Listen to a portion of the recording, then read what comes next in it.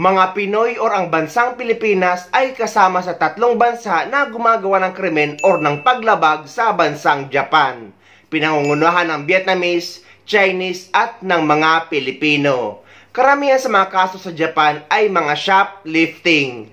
Japanese police say crimes committed by visiting foreign nationals have risen for the 2nd straight year. The National Police Agency says foreign visitors committed more than 21,000 criminal offenses last year, mainly penal code offenses and immigration law violations.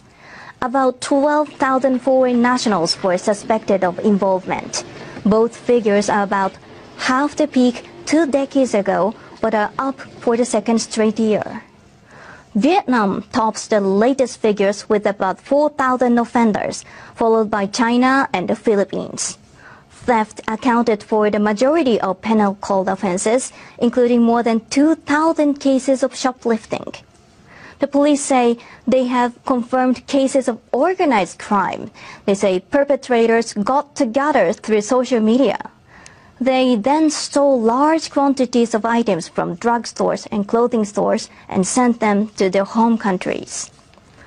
Police say they are stepping up their crackdown on organized crimes committed by groups of foreigners.